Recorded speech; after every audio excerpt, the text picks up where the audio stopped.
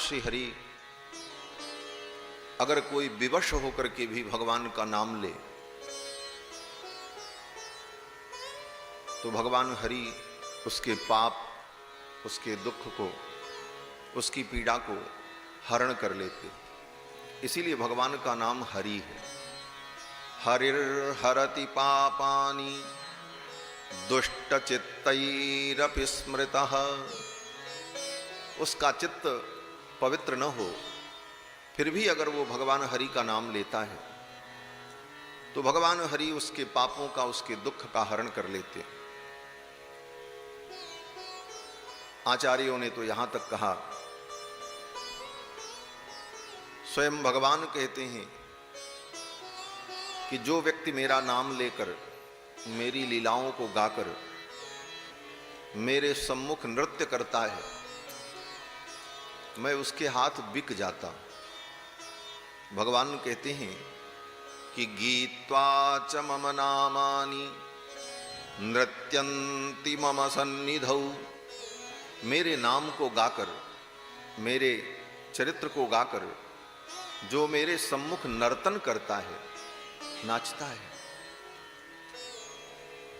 गीत्वा च मम नामानि नृत्यन्ति मम सन्निधौ तेषामहं परिक्रीतो। उसके हाथ में परिक्रीत हो जाता हूं, बिक जाता हूं। नान्यत क्रीतो जनार्दन।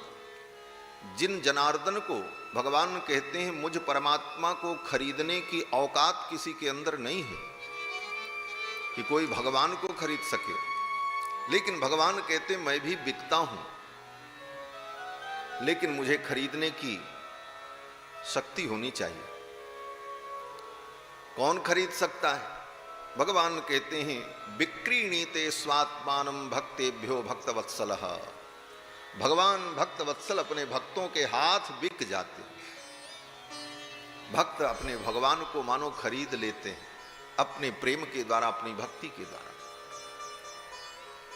ये जीवन इसीलिए मिला ही है।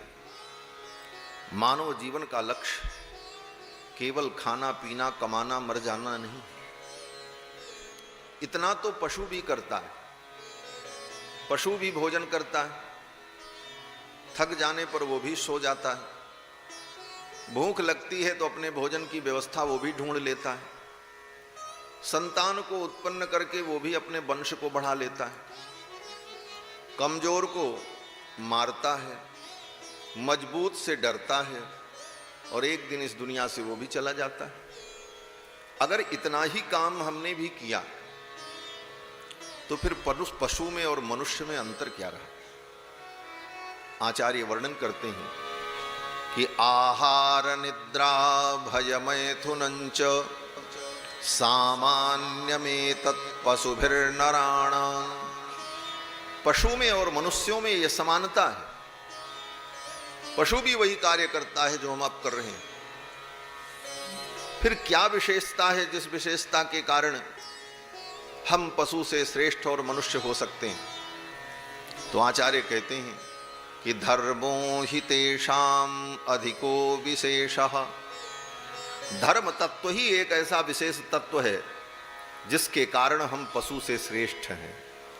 क्यों? बोले पशु में धर्म नहीं होता। पशु को धर्म का बोध हो नहीं सकता, लेकिन मनुष्य को धर्म का बोध हो सकता है। पाप पुण्य का विवेक मनुष्य को हो सकता है, पशु को नहीं हो सकता। इसीलिए पशु योनि भोग योनि है। पशु योनि में कोई पशु पाप नहीं करते, वो केवल अपने किए हुए पहले वाले पाप को भोगने के लिए पशु बनते हैं, वो नया पाप नहीं करते। मनुष्य योनि ही एक ऐसी योनि है जिस योनि में व्यक्ति नए कर्म भी करता है और पुराने कर्मों का फल भी भोगता है। दोनों व्यवस्थाएं। तो वह विशेषता जो धर्म है, पशु में धर्म का बोध नहीं होता। पशु जिस मां से जन्म लेता है उसी मां को गर्भ से युक्त करता है, उसे धर्म का बोध नहीं। पशु में भाई बहन रिश्तेदार संबंध और उन संबंधों में क्या पवित्रता होनी चाहिए ये बोध पशु को नहीं होता, मनुष्य को हो सकता है। इन्हीं विशेषताओं के कारण मनुष्य पशु से श्रेष्ठ है। और ये विशेषता मनुष्य में तब आई जब मनुष्य ने धर्म का आश्रय लिया। अगर धर्म हमारे जीवन से चला जाए तो हम पशु हैं। आचार्य कहते हैं कि धर्मेण हीना पशुभिः समानाः। जो धर्म से हीन है वो पशु है। जिसके जीवन में धर्म का आचरण नहीं, जिसने धर्म को नहीं समझा, मानव जीवन पाकर के धर्म के तत्व को, परम धर्म परमात्मा को नहीं जाना, वह पशु है। इसीलिए पुराणादि ग्रंथों को सुनकर हमें धर्म का बोध हो, तत्व का बोध हो। इसीलिए वेद व्यास जी ने करुणा करके श्रीमद् भागवत महापुराण जैसे दिव्य ग्रंथ को प्रकट किया, जिसका हम सभी लोग श्रवण लाभ प्राप्त कर रहे हैं। ये मानव जीवन अनित्य है। इसकी दो विशेषता है मनुष्य के जीवन की। एक विशेषता है कि ये बड़ा दुर्लभ है। मनुष्य जीवन बड़े मुश्किल से मिलता है, ये इसकी दुर्लभता है। अनेक जन्मों में भटकने के बाद जब भगवान की कृपा होती है तब जीव को मानव जोनी मिलती है। गोस्वामी तुलसीदास जी लिखते हैं, कबहु की करी करुणा नर देहि, देते ईश बिनु हेतु सनेहि। कबहु की करी करुणा नर देहि, देते ईश बिनु हेतु सनेहि। देते ईश बिनु हेतु सनेहि। देते ईश बिनु हेतु सनेहि। गोस्वामी तुलसीदास जी महाराज श्रीमद् रामचरितमानस में लिखते हैं कि कबहु की करी करुणा नर देहि। भगवान जब कभी करुणा करते हैं तब ये नरतन मिलता है। देत ईश बिनु हेतु सनेही, जो बिना हेतु के सनेही है। दुनिया में जितने प्रेम करने वाले सनेही मिलेंगे वो किसी स्वार्थ से आपसे प्रेम करेंगे। अगर उनका स्वार्थ नहीं होगा तो वो आपसे प्रेम नहीं कर सकते। आप कहोगे महाराज दुनिया में कोई प्रेम करे न करे लेकिन पति पत्नी का प्रेम तो स्वार्थ रहित है। कहते नहीं, प्रमाण तो वेद का प्रमाण। वेद भगवान कहते हैं, नवा अरे पत्युः कामाय पति प्रियो भवति। नवा अरे पत्युः कामाय पति प्रियो भवति। बृहदारण्यक उपनिषद में पति इसलिए प्रिय नहीं होता कि वो पति है। आत्मनस्तु कामाय पति प्रियो भवति। अपनी कामनाओं के लिए पति प्रिय है। अगर पति खर्चा बर्चा न दे, उसका भरण पोषण न करे तो कौन उस पति को मानेगी? कोई मानेगी? और वही स्थिति पत्नी की भी है। वेद भगवान आगे कहते हैं कि नवा अरे जाया कामायै जाया प्रिया भवति। आत्मनस्तु कामाय जाया प्रिया भवति। पत्नी इसलिए प्रिय नहीं होती कि वो पत्नी है, वह इसलिए प्रिय होती है कि समय से भोजन देती है, घर को संभालती, और कुछ न करे। पत्नी चुपचाप खा करके पलंग पर सोवे तो पति को अच्छा लगेगा? फिर वो प्रिय रहेगी? कदापि नहीं रहेगी। संसार स्वार्थ का है। यहाँ किसी की निंदा नहीं है पति पत्नी की, न किसी संबंधों की आलोचना है, अपितु सत्य का बोध कराना ये वेदों का उद्देश्य है। वेद भगवान सत्य का उद्घोष करते हैं, जीव को अपने स्वरूप का बोध हो। ये संसार के सारे संबंध केवल स्वार्थ के, बिना हेतु के, बिना कारण के प्रेम करने वाले केवल भगवान हैं बस। हाँ, एक और है। कौन? बोले सच्चे संत।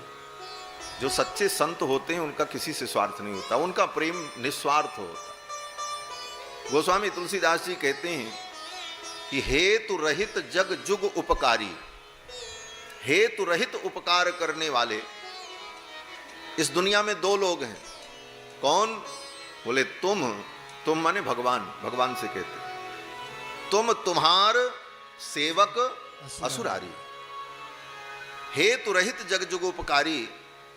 तुम तुम्हार सेवक असुरारी। हे प्रभु, इस जगत में बिना हेतु के, बिना कारण के उपकार करने वाले, स्नेह करने वाले, प्रेम करने वाले केवल दो लोग हैं, या तो भगवान हैं या तो भगवान के सच्चे दास जो संत हैं। बाकी संसार के सारे संबंध स्वार्थ में। तो ये मानव जीवन जो मिला है, ये भगवान की करुणा का फल है। बिना स्वार्थ के, बिना किसी लाभ के भगवान की जो कृपा हमारे ऊपर हुई, तब भगवान ने मानव जन्म दिया। श्री प्रहलाद जी जब असुर बालकों को उपदेश करते हैं भागवत में, तो कहते हैं कि दुर्लभम मानुषम जन्म, ये मनुष्य जन्म बहुत दुर्लभ है। ये तो पहली विशेषता हुई इसकी। और दूसरी विशेषता इसकी क्या है? कहते हैं तदप्यध्रुवमर्थदम, ये मानव जीवन बड़ा दुर्लभ है, ये इसकी पहली विशेषता है। और दूसरी विशेषता है कि ये अनिश्चित है, कब आपसे छीन लिया जाएगा इसका कोई पता नहीं। कब आपका ये मानव जीवन छिन जाएगा आपसे, ये इसकी अनित्यता है। इसीलिए गीता में भगवान ने कहा कि अनित्यम असुखम लोकम इमं प्राप्य भजस्व माम। अनित्यम सुखम लोकम, ये संसार अनित्य है, ये शरीर अनित्य है, जो कुछ इस लोक में सुख मिला वो अनित्य है। इसलिए इस अनित्य को पाकर तुम उस नित्य को पालो। ये अनित्य संसाधन, अनित्य जीवन इसलिए मिला है कि हम नित्य की प्राप्ति कर लें। अनित्यम सुखम लोकम इमं प्राप्य भजस्व माम।